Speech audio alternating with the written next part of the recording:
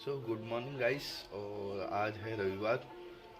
आप लोग यही सोच रहे होंगे कि आज साइड से क्यों आए हुए हैं, बट आज मेरा चेहरा सूजा हुआ है एक साइड से। और ये कैसे हुआ ये आगे ब्लॉग में पता चलता है, आपको हम बताएंगे। बट वैसे आज मैं ब्लॉग शूट करने को था नहीं, ऐसे सूजे चेहरे की वजह से मन नहीं कर रहा था कि आज ब्लॉग शूट करूं। बट हमने कहीं आज ब्लॉग शूट करने का टाइम ले रखा था, जो कि हमें जाना पड़ रहा है। और हमें भी अच्छा लग रहा है कि चाहे कितनी भी प्रॉब्लम आए हम अपना ब्लॉग कंटिन्यू रखें। तो कोशिश यही रहेगी कि आज का ब्लॉग अच्छा शूट हो पाए और आप लोगों को भी मज़े आए इस ब्लॉग में। और आगे चल के हम बता भी देंगे कि ये मेरी हालत कैसे हुई है। तो फ्रेंड्स, ब्लॉग में बने रहना।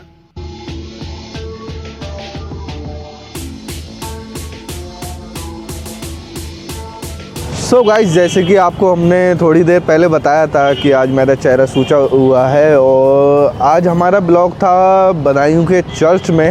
और आज हम आपको बदायूं का चर्च दिखाएंगे और ईसाई धर्म के बारे में थोड़ा आपको जानकारी देंगे। तो इस ब्लॉग में कोई भी छोड़ के मत जाना, आप लोगों को पूरी तरह से जानकारी मिलेगी इसी ब्लॉग में।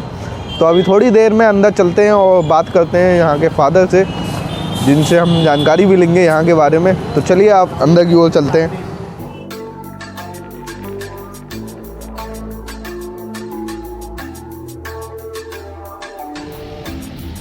आ चुके हैं चर्च में बदायूं के, और आपको हमने गेट पे दिखाई दिया था। अब अंदर चलते हैं और अंदर जानते हैं थोड़ा, और आपको इस ब्लॉग में पूरी तरह से जानकारी मिलेगी।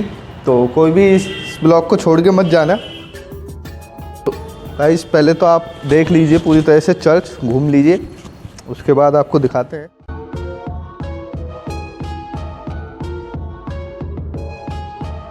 तो गाइस, आपको ले चलते हैं अब सीधे यहाँ के जो फादर हैं उनसे मिलते हैं पहले। और फादर जी से पहले उनका नाम जानना चाहेंगे। मेरा नाम रेवरेंड अभिषेक सिंह है। और फादर, आप यहाँ के बदायूं के चर्च में लगभग कितने सालों से? यहाँ सेवा में मुझे लगभग 3 साल हो गए। 3 साल। तीन साढ़े 3 साल हो गए। आप वैसे प्रॉपर बदायूं के ही हैं या फिर? प्रॉपर बरेली से। बरेली से आते हो? हाँ। तो हम ये और जानना चाहेंगे, ये कितना साल लगभग पुराना चर्च है? ये 1857 में ये बना था। हम लोग ये चीज़ और जानते हैं कि यहाँ पे जो प्रार्थना होती है उसकी टाइमिंग क्या रहती है? सर्दियों में जो है यहाँ पर टाइमिंग जो है वो सुबह 10:30 बजे होती है, और सुबह 1.5 घंटे की सर्विस होती है हमारे विशेषतः, मतलब स्पेशली जो होती है। लेकिन गर्मियों में जो है इसका टाइम करीब 8, 8:30 ऐसे रहता है सुबह के समय। तो सिर्फ संडे को ही प्रार्थना होती है? नहीं, संडे को होती है और कुछ ओकेजन्स होते हैं उन पे भी होती है, स्पेशल प्रेयर्स होती हैं, वर्शिप होती हैं। तो जैसा समय होता है उसके हिसाब से प्रार्थना होती है। वैसे तो जैसे कोई अगर हमारा सब्सक्राइबर बाहर से आता है तो वो संडे को तो खुला हुआ मिलेगा ही मिलेगा चर्च? संडे को टाइमिंग है, फिर भी हाँ टाइमिंग होती है। सुबह के समय आते हैं तो खुला मिलता है, लेकिन शाम के समय में अगर कोई ओकेज़न नहीं है तो शायद खुला ना मिले। तो चलिए अब थोड़ा ईसाई धर्म के बारे में जानेंगे। अंदर चलते हैं, फिर उसके बाद आपको लोग अभी थोड़ा फादर से ईसाई धर्म के बारे में जानना चाहेंगे कि ईसाई धर्म के संस्थापक कौन थे, ईसाई धर्म कब से स्टार्ट हुआ, तो थोड़ा हम जानना चाहेंगे। ईसाई धर्म जो है उसका कोई संस्थापक नहीं हुआ। ईसाई धर्म जो है वो पूरी तरीके से प्रेम के ऊपर जो है वो कायम है। प्रभु यीशु मसीह संसार में आए, लोग उनके फॉलोवर खुद ब खुद बनते चले गए। और ईसाई का मतलब हुआ जो ईसा की राह पर चलते हैं। क्रिश्चियंस मीन्स जो क्राइस्ट के लोग हैं। क्राइस्ट तो ईसा मसीह को ही कहते हैं ना, जीसस क्राइस्ट। तो ये करीब प्रभु यीशु मसीह जो हैं करीब 2000 साल पहले हमारे लिए, मसीहों के लिए ही नहीं बल्कि तमाम जगत के लिए इस संसार में आए थे, क्योंकि परमेश्वर ने जो है वो जगत से बहुत प्रेम किया था। और जब पाप और गुनाह में ये दुनिया पड़ गई तो परमेश्वर जो है वो इस दुनिया के लिए परेशान हो गए कि इसको किस प्रकार से इस पाप और गुनाह के अंधकार से निकाला जाए।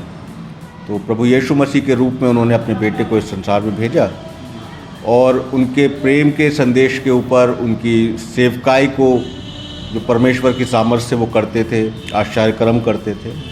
तो ऐसे प्रभु यीशु मसीह को मानने वाले लोग जो हैं वो क्या हुए, वो ईसाई कहलाने लगे।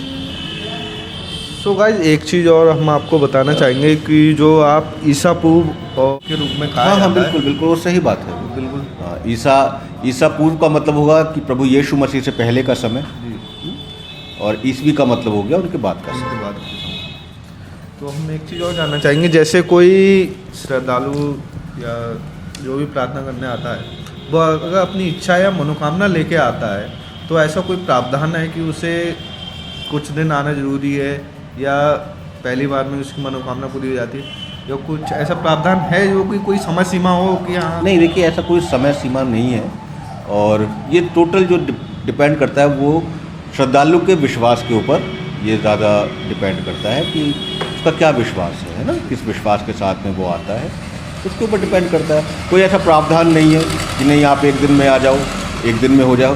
काम होते हैं जो उनके ऊपर विश्वास करते हैं, विश्वास के अनुसार एक दिन में भी हो जाता है, कभी कभी वक्त भी लगता है ना। तो कोई ऐसी समय सीमा नहीं है जो नहीं, कि कोई ऐसी समय सीमा अच्छा नहीं है। एक चीज़ और हम जानना चाहेंगे, जो यहाँ पे लोग प्रार्थना करने आते हैं तो वो कुछ प्रसाद के रूप में लेके आते हैं, प्रसाद के रूप में लेकर आते हैं, जैसे उनके ऊपर देखिए नहीं, चर्च को देना यानी कि परमेश्वर को चढ़ाना है ना, तो प्रसाद के रूप में देना, प्रसाद के रूप में कुछ नहीं होता है, लेकिन जो भी अपने श्रद्धा से दान देना चाहें, कुछ भी दान देना चाहें तो वो ला सकते हैं। अच्छा कोई ऐसी वो नहीं है कि प्रॉपर कि मिठाई लानी है, फल लाने हैं, ऐसा कुछ नहीं नहीं, है? जो भी जो जो मन करता है, जो इच्छा करे श्रद्धालु की वो कर सकता है। सो गाइज अभी हम यहाँ के रेवरेंड ईपी सिंह जो जिला अध्यक्ष हैं मैथन चर्च के बदायूं के, उनसे हम आपको मिलवाते हैं और उनसे एक बार उनका खुद नाम पूछेंगे। मैं reverend E P Singh Methodist church Budaun का डीएस हूँ, डिस्ट्रिक्ट सुपरिटेंडेंट, जिसे जिला अधीक्षक बोलते हैं। अच्छा हम ये पूछना चाहेंगे कि आपका जो वर्क होता है वो यहाँ पे क्या रहता है? जैसे आप जिला अध्यक्ष हैं तो आप पूरे ज़िले के ही हाँ, चर्चों पूरे का- ज़िले का मुझे देखना पड़ता है। हमारे वहाँ पासवान हैं जो भी काम कर रहे हैं अपने चर्चेज़ में, अच्छा उनको सुपरविजन करना पड़ता है, और हमारे ऊपर भी ये बिशप होते हैं। अच्छा हाँ, तो वो हम लोग ऑब्जर्व करते हैं, सारे पासवान को, सारे डीएसएस और पास्टर्स को वो देखते हैं। तो बदायूं में कुल कितने चर्च हैं? बदायूं 9 चर्चेज हैं। 9 चर्च हैं जो कि आपके अंडर में आते हैं। जी, और आप भी बरेली से ही हैं या फिर नहीं मैं सजानपुर से हूँ, आप सयापुर से? लेकिन मूल निवासी यहीं का हूँ, बदायूं भी? लेकिन अब सजानपुर में अच्छा अच्छा। रहने लगा हूँ। तो गाइस जैसा कि हमने आपको दिखाया, और अगर आपको कोई और इच्छा रह गई हो जो कि आपको ईसाई धर्म में जानने की इच्छा हो तो आप हमें कमेंट करके लिखना, और हम दोबारा चर्च आएंगे और फादर जी से बात करेंगे आगे यहाँ के, और वो चीज़ आपको दिखाएंगे।